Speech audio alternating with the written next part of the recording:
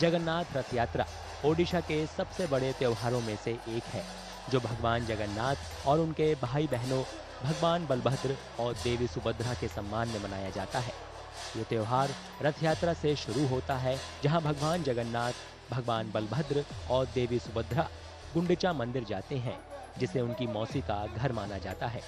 मुख्य त्योहार पुरी में मनाया जाता है, लेकिन अहमदाबाद, वाराणसी, रांची, कोलकाता और दिल्ली सहित देश के कई दूसरे शहरों में भी इसी तरह की रथ यात्राएं बड़े धूमधाम से निकाली जाती हैं। हर साल जगन्नाथ धाम पुरी में ये रथ यात्रा अनुष्ठित होता है, स्नान यात्रा अनुष्ठित होता है परंपरा के अनुसार। और इसका तो मुख्य भगवान जी ने कहा कि उनका जो जन्म स्थान गुंडीचा मंडप है अति प्रिय है, और वहाँ पे वो 7 दिन वहाँ पे निवास करना चाहते हैं। पर उसका वास्तव रहस्य तो ये हम लोग समझेंगे कि भगवान जी समग्र विश्व को दर्शन देने के लिए वो मंदिर श्री मंदिर से बाहर आते हैं। वो मूल विग्रह हैं। सनातन वैदिक धर्म परंपरा के अनुसार मूल विग्रह अपने गर्भगृह कभी त्याग नहीं करते हैं, पर यहाँ पे जगन्नाथ, बलभद्र, सुभद्रा और सुदर्शन जी मूल विग्रह होते हुए भी वो इसलिए बाहर आते हैं क्योंकि वो जगत के नाथ हैं। माना जाता है कि यह त्योहार 12वीं शताब्दी से शुरू हुआ था, जब पूर्वी गंगा राजवंश के राजा अनंत वर्मन ने जगन्नाथ मंदिर का निर्माण करवाया था। रथ यात्रा हर साल हिंदू कैलेंडर के आषाढ़ महीने में शुक्ल पक्ष के दूसरे दिन निकाली जाती है। शुक्ल पक्ष चंद्रमा का बढ़ता हुआ चरण है और आषाढ़ ग्रेगोरियन कैलेंडर में मोटे तौर पर जून-जुलाई में आता है।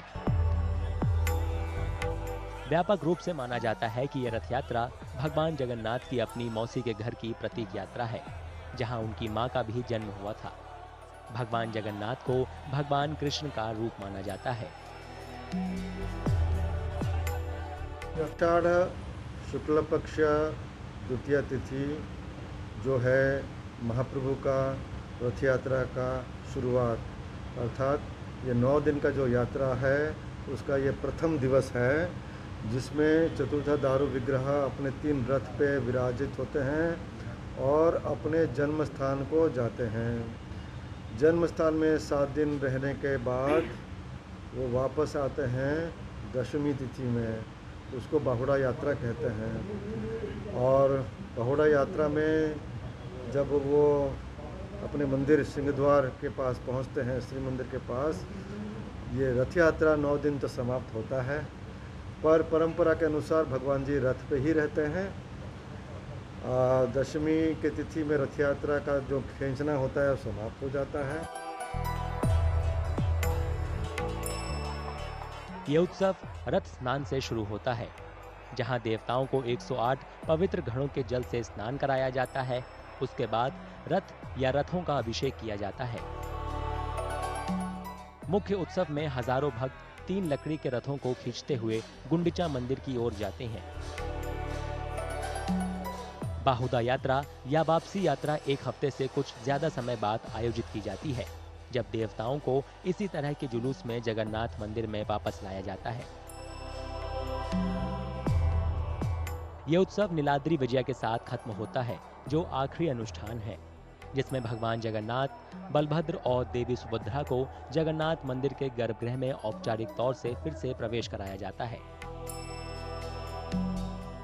भगवान जी अपने श्री मंदिर में वापस लौट जाते हैं, उसको नीलाद्रि विजय कहते हैं। और रात्रि के समय होता है, अपने सिंहासन में प्रतिष्ठित हो जाते हैं और फिर भगवान जी का दैनिक सेवा पूजा उसके पश्चात शुरू हो जाता है।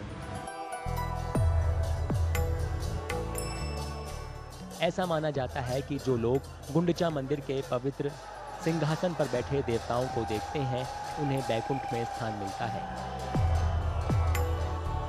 रथ यात्रा को एकजुटता के तौर पर भी देखा जाता है, जो सभी क्षेत्रों के लोगों को एक साथ लाता है। सभी लोग मिलकर रथों को खींचते हैं और श्रद्धा भक्ति के साथ इस पावन त्योहार में शामिल होते हैं।